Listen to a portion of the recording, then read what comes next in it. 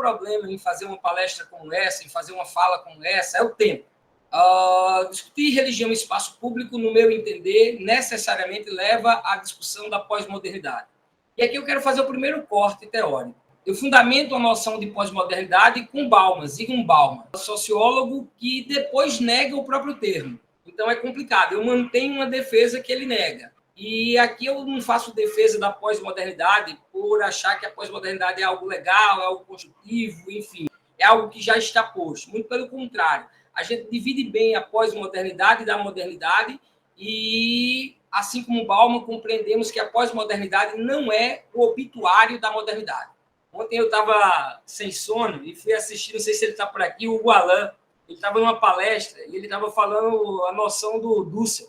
E assisti a palestra toda, foi 1 hora, por sinal, muito boa palestra. Ele fala de um trânsito da modernidade para a pós-modernidade, é que a gente ainda não está na modernidade.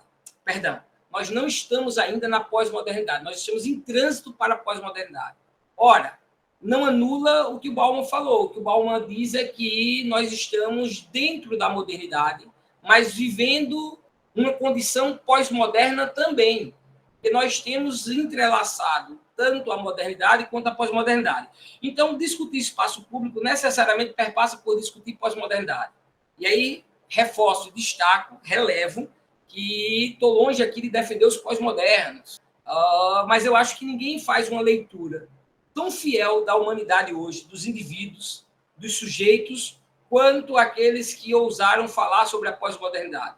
E as características que são próprias desse momento histórico, social, cultural, dessa condição que nós estamos vivendo, que é diferente da condição moderna.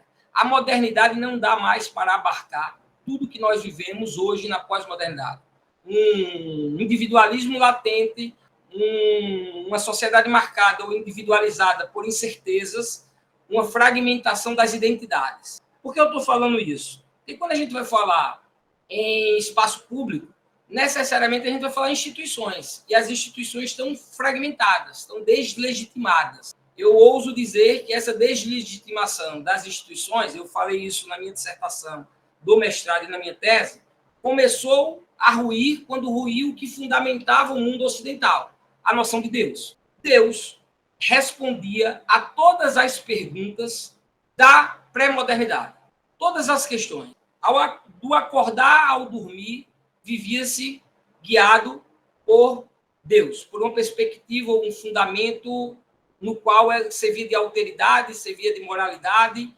Deus dotava de força e de poder todos os demais poderes, inclusive as instituições. Aí o Nietzsche vai dizer que Deus está morto à medida que a tecnologia avança, que a ciência avança, a humanidade para de explicar a sua realidade a partir de Deus e explica através da ciência. Ele disse, cara, isso aí, Deus morreu, Deus está morto. Isso não é um discurso ateísta, longe de ser um discurso ateísta. E aí, segundo Vattimo, inicia-se a pós-modernidade, quando Nietzsche proclama a morte de Deus. Tem gente que brinca, eu costumo fazer essa brincadeira, Nietzsche morreu e Deus está aí vivo. Inclusive, eu discuto contra o Nietzsche, contra o Freud e contra o Marx, na minha tese. Ambos projetaram que a religião ia acabar. Eu lancei um texto agora numa Qualis A1, numa revista, na qual eu defendo que a religião ela vai triunfar sobre a psicanálise. Isso não sou eu que falo, não. É o Lacan.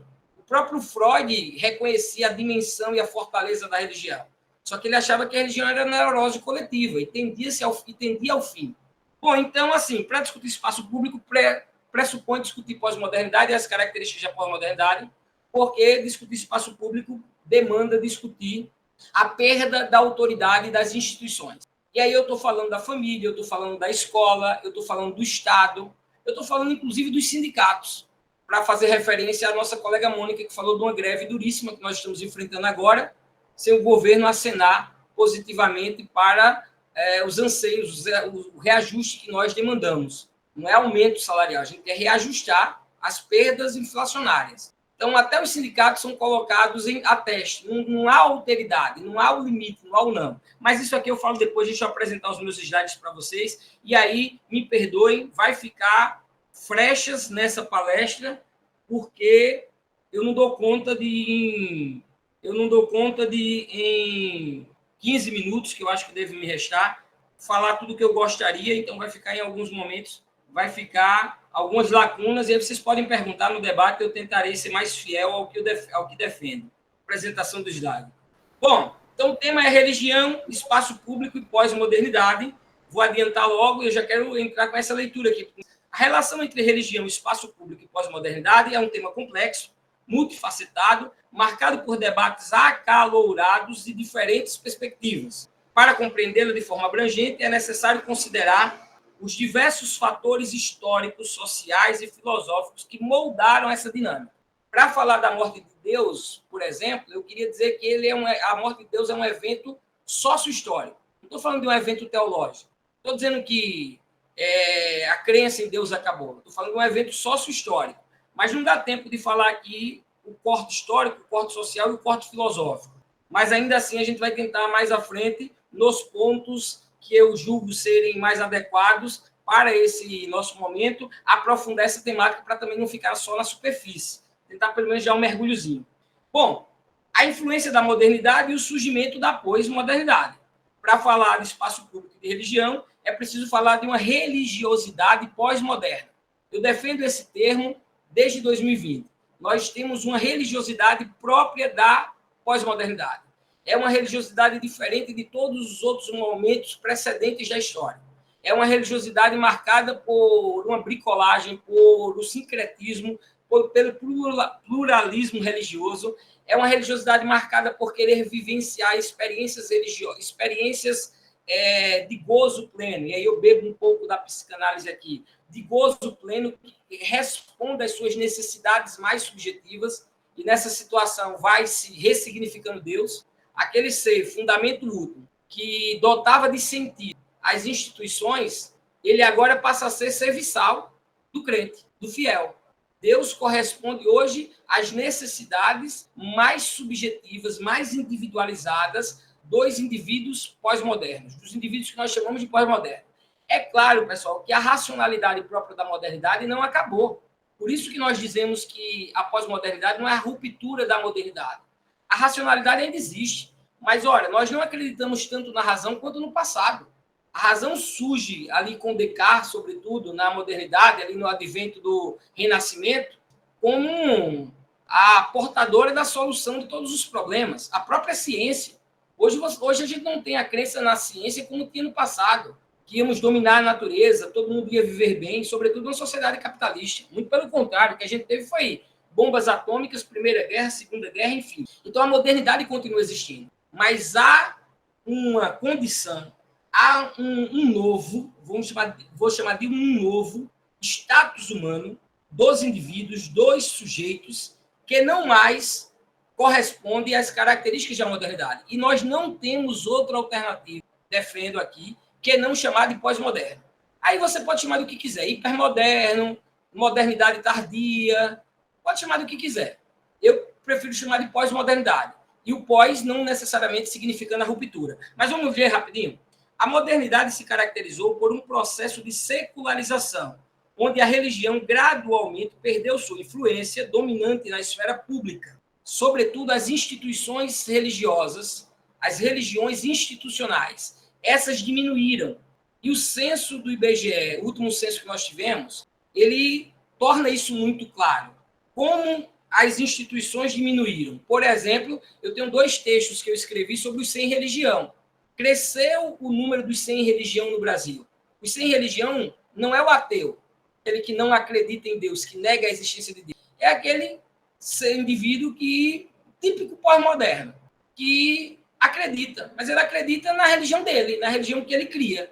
A religião institucional perde o poder que tinha de manejar a sociedade como queria. Cresce o que Luckmann, no século passado, já escreveu sobre a religião invisível, uma religião que não é mais a religião institucional. O que o Berg descreveu no Dossel Sagrado, o que a Revelegê falou no Peregrino e no Convertido. É uma religião muito mais individualizada, personalizada, onde eu vou bricolando, pegando aspectos de diversas religiões, ou do próprio cristianismo, vamos pensar o cristianismo. Eu vou colando aspectos do cristianismo que modelem-se ao meu querer, às minhas necessidades subjetivas e individuais. Mas vamos já. Primeiro pressuposto aqui. Na modernidade, nós temos o acontecimento gradual da perda de influência da religião. A modernidade se caracterizou por um processo de secularização, onde a religião gradualmente perdeu sua influência dominante na esfera pública. Isso se deveu a diversos fatores, como o iluminismo, a ascensão da ciência, falei agora há pouco, e o desenvolvimento do Estado laico. Essa separação entre o religioso e o secular resultou em uma visão da religião como algo pertencente à esfera privada, à esfera individual. E quando eu digo que Deus foi ressignificado, é justamente nesse momento. O Nietzsche disse que Deus morreu. Eu digo, não, ele não morreu. Pode ter morrido o fundamento último lá da pré-modernidade, mas Deus continua, só que ele foi ressignificado. Pessoal, quando eu falo Deus aqui, entendam um conceito de Deus, a noção de Deus, a noção sociológica, a noção filosófica. Bom, então, e a pós-modernidade? A pós-modernidade, por sua vez, ela questiona os pressupostos da modernidade, incluindo a rígida divisão entre o público e o privado. Mas ela questiona outras coisas. Em tese, a pós-modernidade ela questiona as mega-narrativas, os meta-relatos, as verdades absolutas. Ora, se ela questiona as verdades absolutas, os mega-relatos, as metas-narrativas, ela questiona a autoridade das instituições. Ela acaba por questionar a autoridade das religiões institucionais. Então, dentro da pós-modernidade, as religiões institucionais vão ter certo aperto para manter o seu controle social como tinha outrora. A igreja, por exemplo, se vai pensar Ocidente a nível de Europa, ou mesmo com a invasão aqui, a igreja controlava a vida das pessoas. Então, você tem uma instituição religiosa totalmente no controle. Essas instituições vão perdendo poder à medida que Deus vai deixando de significar a realidade, porque a realidade passa a ser significada e respondida pela ciência, pela tecnologia. Então, a pós-modernidade, ela meio que responde à modernidade. Ora, se a modernidade acredita piamente na razão, veio Freud, por exemplo. Lógico, não dá para dizer aqui que o Freud é pós-moderno, mas é com Freud, por exemplo, que a razão é posta em dúvida. Até onde a nossa razão nos governa? Até onde nós temos capacidade de dominar os nossos instintos? Os nossos instintos são dominados pela nossa razão? As suas ações são ações tomadas pela razão ou são instintivas? Quando você se apaixona ou tem um ser amado, ou etc., é pela pessoa que você de fato queria racionalmente ou o instinto foi mais forte? Então, o Freud tem parafraseando muito, de forma muito superficial, é como se a razão fosse um barquinho num oceano dos instintos. Então, o instinto tem muito mais poder, volúpia, e essa razão vai ser questionada. Então, continuando. Eu queria ver esses três caras aqui, Marx, Nietzsche e Freud, porque eles são os mestres da suspeita. É com eles que eu faço o debate. Porque o Marx vai falar que a religião é o ópio do povo. Mas olha, cuidado com essa interpretação do Marx também, porque ele disse que ela também é o grito dos oprimidos. Só que eu não vou fazer esse debate aqui. Mas ele disse que ela é o ópio do povo e sentenciou também. O Nietzsche sentenciou Deus morreu. O Freud disse que era uma neurose coletiva. Sentenciou também que a religião ia acabar. E a religião permanece. Eu, por exemplo, estou revendo quando eu usava o termo reavivamento do religioso. Porque, ora, desde quando reavivamento? Nas Américas, por exemplo, você nunca teve um padrão de um não religioso. Sempre você teve uma religião muito latente, muito forte. Então, o que eu digo aqui é que eles acertaram sobre determinados aspectos e erraram sobre outros. Quando eles sentenciaram a religião, eles acertaram quando miraram na religião institucional, mas erraram quando miraram na religiosidade. A religiosidade permanece. A religiosidade ela está latente. Ainda dentro do fundamentalismo, nós falamos de uma religiosidade individualizada, e eu explico daqui a pouco. Bom, eu quero falar só sobre 3 pontos para fechar essa palestra e não me perder mais. Religião, espaço público para a modernidade, eu vou discutir 3 pontos. Pluralismo e fundamentalismo religioso, espiritualidade individual e diálogo interreligioso e intercultural. Falei que essa religião pós-moderna é marcada pelo pluralismo, porque é marcada pelo sincretismo. Quem não sabe o que é sincretismo, eu sei que tem muita gente convidada aqui que vem pela primeira vez, sei que também tem mestres e doutores de ciências da religião, do qual eu também faço parte, mas tem muita gente que não sabe. Sincretismo é quando você junta vários elementos de religiões diferentes. Nós temos uma religião sincrética. E o pluralismo é essa diversidade religiosa. Na pós-modernidade, há uma marca fundamental do pluralismo religioso, mesmo dentro de uma sociedade secular. É uma sociedade que cada vez mais se seculariza, ou estava se secularizando. Secular é apartado da religião. Então, era uma sociedade que ficava cada vez menos religiosa, aparentemente. Aí o Luckmann vem e diz, essa religião é invisível. Porque esse senhor, essa senhora que não vai mais para a missa, por exemplo, que não vai para o culto, ele faz a oração à noite, ele faz a promessa, ele pula as ondinhas no ano novo, ele se mantém religioso, mas não mais atrelado à religião institucional. Vamos ler rapidinho, que eu quero falar sobre o fundamentalismo religioso. A crescente diversidade religiosa desafia o modelo de Estado laico tradicional, exigindo novas formas de acomodação e de diálogo interreligioso. Há um desafio para o Estado, há um desafio para os espaços públicos. Eu trabalho, por exemplo, numa instituição que tem uma capela, mas não pode, por exemplo, ter uma imagem de Pombagira, não pode ter Exu, não pode ter Ogum, não pode ter Iansã. Teve uma decisão recente do STF que foi em relação ao crucifixo. O crucifixo foi tido como algo cultural, logo nas repartições públicas é normal, nada contra. Mas, ora, se a legitimação é porque é cultural, é um elemento cultural, então a gente tem que perpassar pelo pressuposto que o candomblé também é elemento cultural do Brasil, ou não é? E se for só pelo elemento cultural que se mantém determinadas tradições ou não, nós tivemos 400 anos quase de escravidão no Brasil. Não tem nada tão cultural no Brasil quanto uma sociedade escravocrata, racista, machista, quanto a nossa. E a gente vai manter porque é cultural? Então, assim, não vou colocar em xeque aqui a discussão do STF, mas quero dizer que o Estado vai precisar acomodar. Se permite para uma, devia permitir para as outras também. E é difícil acomodar diversos credos e expressões religiosas que estão porvilhando por conta dessa busca incessante do indivíduo pós-moderno por experiências que afaguem as suas mais hedonistas necessidades pessoais. As pessoas não vão para a igreja, ou para o terreiro, ou para o culto, parte delas, vale o corte, parte delas, não são todas, eu estou falando especificamente dos indivíduos pós-modernos. É muito comum, é muito normal eu estar falando com vocês agora dentro de uma perspectiva moderna, estando na pós-modernidade e vice-versa. Porque a pós-modernidade, que eu quero que vocês entendam, ela não anula a modernidade. Elas estão juntas, elas habitam o mesmo cenário, só que são diferentes, só que são distintas, só que dizem coisas diferentes sobre cada indivíduo. Eu, por exemplo, me autorizo dizer que sou moderno quando o assunto é racionalidade. Eu acho que a racionalidade deve estar, sim, permeando as nossas buscas por premissas éticas, buscas por amadurecer pesquisa, enfim. Isso é moderno, isso não é pós-moderno, mas a pós-modernidade traz esse desafio para o modelo de Estado. O fundamentalismo religioso, em suas diversas formas, pode representar uma ameaça à democracia, aos direitos humanos e à paz social. Então, deixa eu explicar isso aqui rapidinho, para não fazer muita confusão, porque o tempo é curto, eu sei que já está acabando, eu quero falar tudo de uma vez só e acabo me enrolando, mas vamos com calma. Onde é que entra o fundamentalismo aí? Pensa assim, Deus morreu, tirou-se o sentido do mundo ocidental. O que fundamentava, essa garrafa está aqui em cima da minha mão, o que sustenta ela é minha mão. O que sustentava o mundo ocidental era nada mais, nada menos que Deus. Deus era o fundamento último, o sustentar do mundo ocidental. Esse Deus foi perdendo a plausibilidade por conta do avanço da ciência e da tecnologia. As pessoas não queriam mais explicar suas realidades a partir de Deus, e sim da ciência e da tecnologia. E agora? Como é que fica? Tirou Deus, e agora?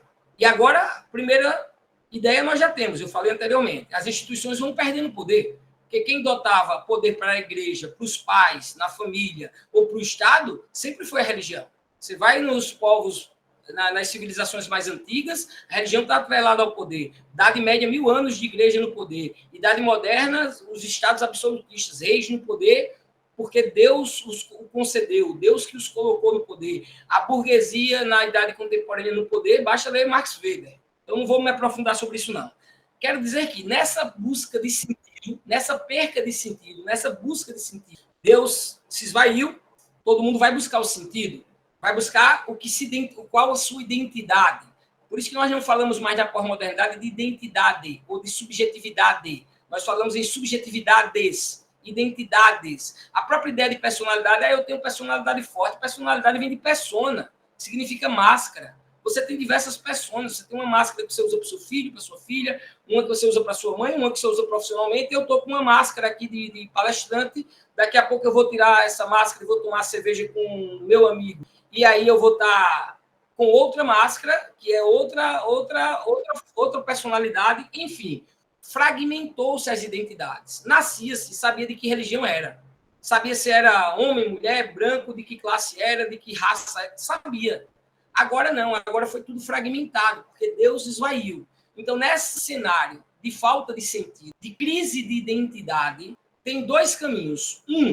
Uma diversidade de pós-modernos que o Eduardo Cruz, ele tem um livro chamado Persistência dos Deuses, fininho. Se você quer entender um pouco de ciência da religião, vale a pena ler. Eduardo Cruz, Persistência dos Deuses. É bem fininho, mas é um brilho, é um primor o livro do Eduardo Cruz. Ele chama de Errantes do Novo Milênio, que são o que eu chamo de sujeitos pós-modernos, que vão da missa ao terreiro, ao culto, para ter a jurema, para ter experiências que respondam às suas necessidades mais individuais, mais personalistas, mais subjetivas. E tem um outro grupo que vai se agarrar em um tronco, que vai se agarrar na tradição.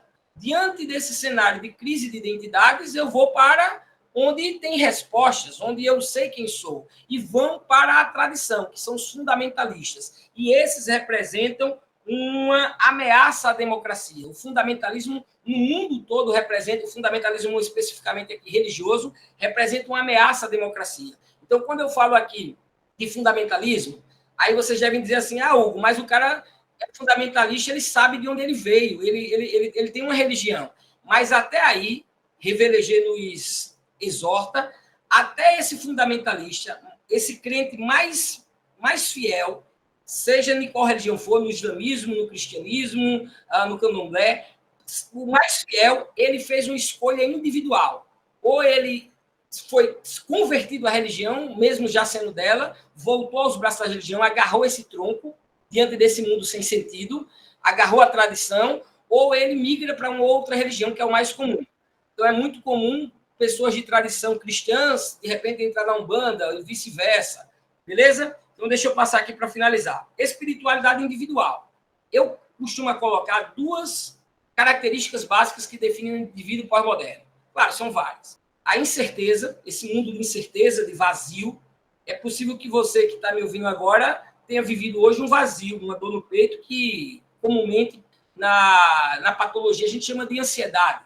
Mas isso é próprio da pós-modernidade. Mas deixa eu ler espiritualidade individual. Então, duas características, incerteza e individualismo. Esse individualismo vai para a religião e, consequentemente, afeta a religião no espaço público. A busca por significado e conexão espiritual fora das instituições religiosas tradicionais se intensifica, impulsionando novas formas de religiosidade e espiritualidade. Por isso que eu disse, está porvilhando diversas expressões religiosas, porque a religiosidade está sendo vivida agora fora das paredes institucionais, fora das instituições, e demanda que o Estado esteja aberto a dialogar com o Estado, os espaços públicos, eu falo da escola, eu falo da família, a dialogar com essas novas expressões religiosas, abrir espaço para a diversidade. É o que Charles Taylor chama de multiculturalismo. E ele propõe esse reconhecimento do outro, reconhecimento do que até pouco tempo atrás nós chamávamos de seita. A própria ideia de discutir o que é religião é muito complexo. Vai tentar falar o que é religião. Eu fui escrever sobre o que era religião. Fui tentar. Define religião. Não que nós não tenhamos uma ideia do que seja religião, mas é difícil definir religião. E até pouco tempo atrás, o que não era religião dominante, nós chamávamos de seita. E nós temos que estar abertos ao reconhecimento do outro nos espaços públicos. Isso demanda o reconhecimento das expressões religiosas que estão porvilhando, que estão surgindo e emergindo dessas novas experiências. Por fim, diálogo interreligioso e intercultural. Essa é mais a saída, a solução para pensar o religioso nos espaços públicos, né? Nesse mundo de condição pós-moderna. Torna-se fundamental para a construção de uma sociedade pluralista e pacífica, no que denominamos pós-modernidade. Esse diálogo deve ser baseado no respeito mútuo, na busca de compreensão e na construção de pontes entre diferentes tradições. E aí aqui eu fecho a minha fala dizendo o seguinte: que lindo foi o nosso primeiro Fórum de Ciências da Religião. Dessa vez a gente pecou, não conseguiu, e todos os méritos para o Flávio Veiga, espero que ele esteja aqui ouvindo, todos os méritos para ele. A nossa mesa foi linda de representação. Eu acho que Mônica pode, inclusive, falar sobre ela. É pastor pedindo bênção a Ialorixá, Babalorixá, Babalorixá pedindo bênção a pastor. É uma mesa bem diversificada, bem pluralista, bem intercultural. Assistam no nosso YouTube. Eu vou colocar aqui o link que eu acabei minha palestra, o nosso canal do YouTube. Vão lá, tá todas as palestras, todos os nossos encontros, e vale a pena ver a mesa de abertura do primeiro fórum que nós fizemos de Ciências da Religião em Alagoas. Muito obrigado, Mônica, e desculpa ter passado do tempo. Posso tomar a dianteira antes, para não esquecer? Pode, sim, claro. Vamos lá. Eu tentei tomar nota aqui, não sei se vou seguir a cronologia das perguntas. Ô, Dildo, bem-vindo ao problema. Esse é o problema da minha pesquisa também. Eu acho que os pós-modernos eles definem bem os sujeitos contemporâneos, os indivíduos nos dias de hoje, na atualidade, as relações. Mas, por exemplo, o que é que eles propõem? O Bauman, por exemplo, ele fala sobre vai ter uma moral dos hiper-ricos, digamos assim, vamos chegar a um consenso moral e aí vão salvar, claro, eu estou ironizando aqui, mas vão salvar a humanidade, porque vão partilhar os bens e ter mais igualdade, enfim, a partir de uma perspectiva moral, de uma moralidade. Lógico, eu estou ironizando e estou falando de forma bem superficial. Mas, bem-vindo ao problema. A gente está tentando pensar a religião nesse cenário que uns dizem que é de modernidade tardia, uns dizem que é a transição da modernidade para uma outra fase que a gente ainda não sabe qual é. Eu, pessoalmente, atribuo ou denomino de pós-modernidade, assim como Bauman, sem o rompimento com a modernidade. Mas o que eu creio, o que as minhas pesquisas indicam, é que é muito possível um mesmo indivíduo, um mesmo sujeito, estar tanto com um pé na modernidade quanto com um pé na pós-modernidade. Ele vai ser bem volátil. Ele ora vai estar na modernidade, ora vai estar na pós-modernidade, e a gente vai estar nesse momento de transição durante muito tempo. Eu não lembro bem a pergunta mais especificamente, Dildo, mas eu posso adiantar algumas coisas, por exemplo, já dialogando com o Flávio, continuando dialogando com você. Chego já, José Carlos. Flávio, o Gilles de Lipidovics, ele fala sobre a era do vazio. Na minha palestra, eu estava falando sobre o vazio. O Ellison, o Jadson, o João, a Jocilaine, Joycimara, José Carlos. É muito possível que eles tenham esse parceiro incômodo que é esse vazio. E ele é muito do que o Stuart Hall, um pensador jamaicano, né, radicado na Inglaterra, fala de a identidade fragmentada. Nós não temos mais identidade fixa, nós não sabemos mais quem somos, não nascemos com identidade certa e somos tomados pelo vazio. Mas não só está aí a resposta vai ser multifatorial, vai ser multiangular, vai ter diversos ângulos para ver o mesmo problema, a mesma dinâmica social acontecendo, sobretudo quando a gente coloca a religião no espaço público. Ele, por exemplo, ele não usa o autor que eu citei agora anteriormente, Pedófilo, ele não usa o termo pós-modernidade, ele usa hipermodernidade, mas ele está se referindo a algo. E tanto ele quanto o Bauman falam da sociedade do consumo. E aí eu entro para dialogar com o Flávio. Ora, não tem como a gente falar da religião ou das religiões, do espaço público, sem discutir o tema pós-modernidade, no meu entendimento, ou hipermodernidade, ou modernidade radicalizada, como vocês queiram, porque isso está no centro, isso está no âmago das alterações, das movimentações, das transformações que a gente já consegue perceber a olho nu. E aí essas instituições estão perdendo poder.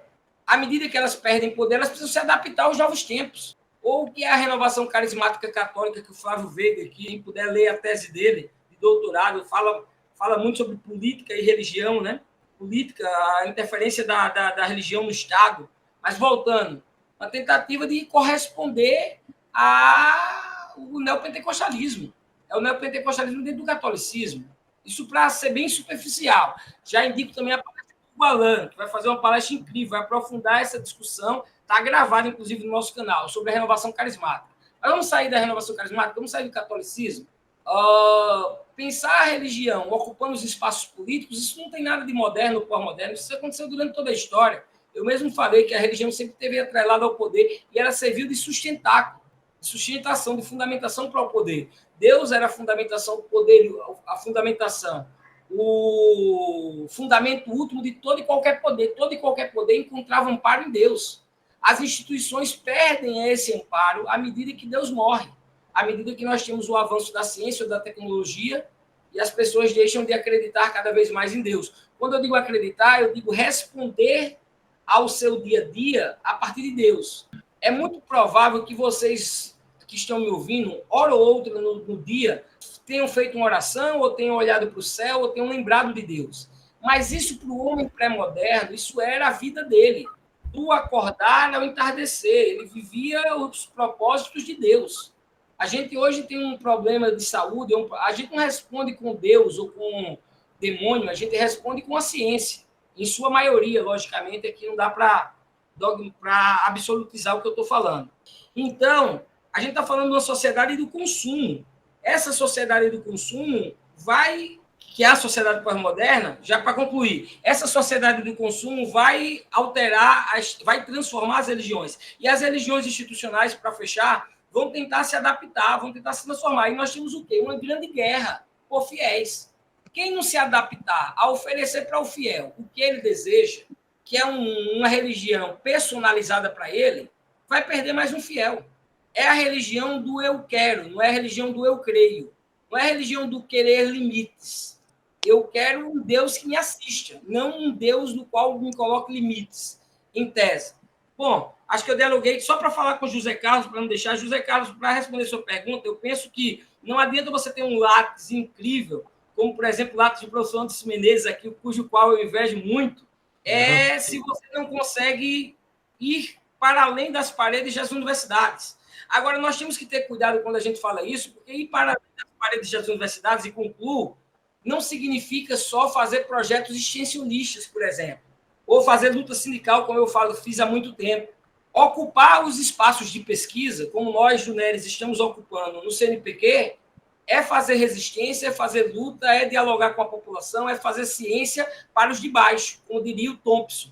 É fazer ciência para os de baixo. Então, ocupar espaços acadêmicos, fazer pesquisas acadêmicas que promovam a luta contra a opressão, a luta contra qualquer forma de exploração, também é uma trincheira de luta, e também é uma trincheira a qual nós estamos entrincheirados, digamos assim, no NERES. A nossa especialização, por exemplo, colocou, e isso foi uma decisão política, logicamente, do céu para a terra, tudo é política.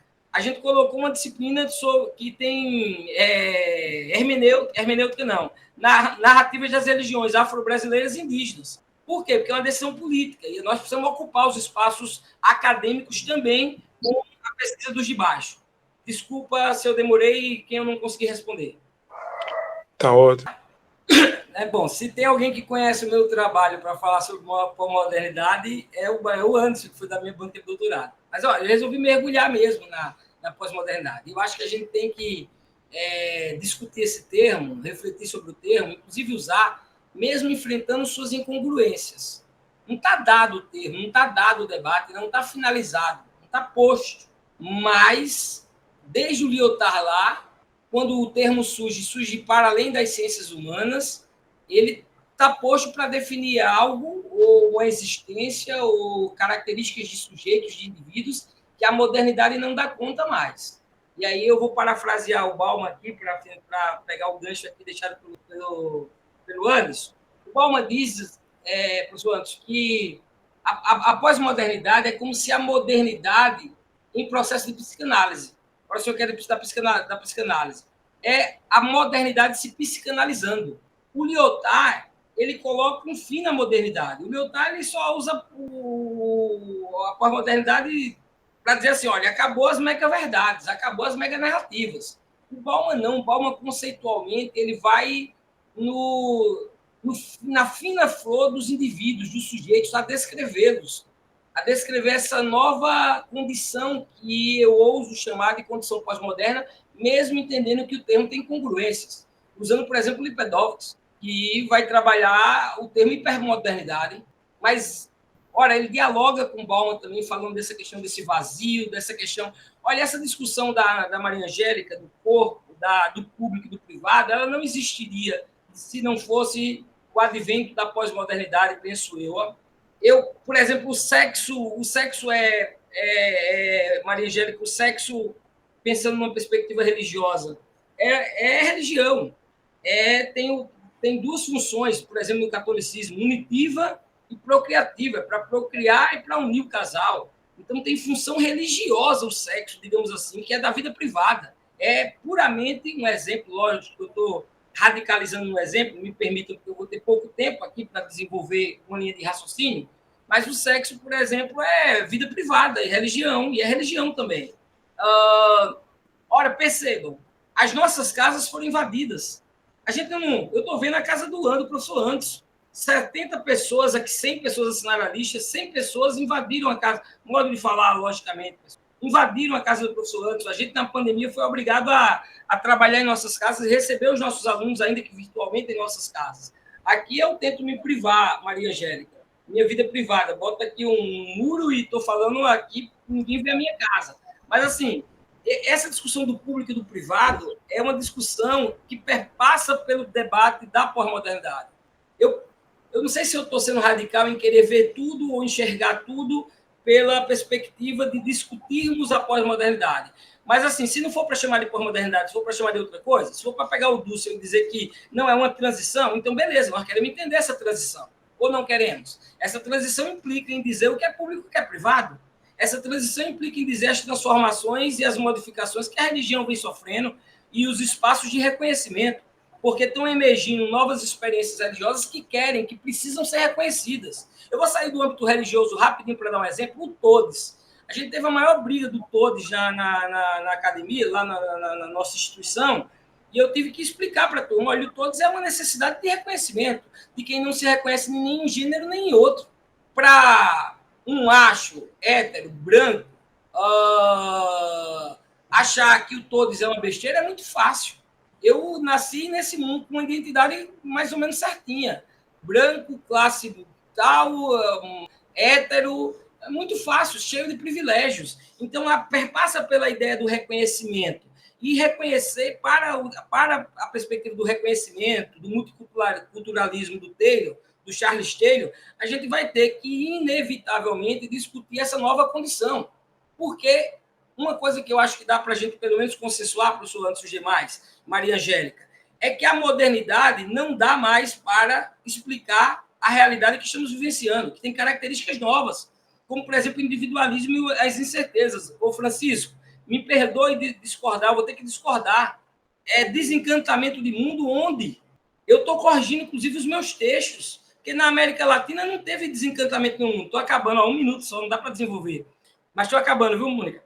Não teve desencantamento. O Peter Berg, no Dossel Sagrado, ele afirma nunca os homens foram tão religiosos. Só que o Luckmann, ele diz que nós tínhamos uma religião tão forte quanto antes, só que é uma religião invisível.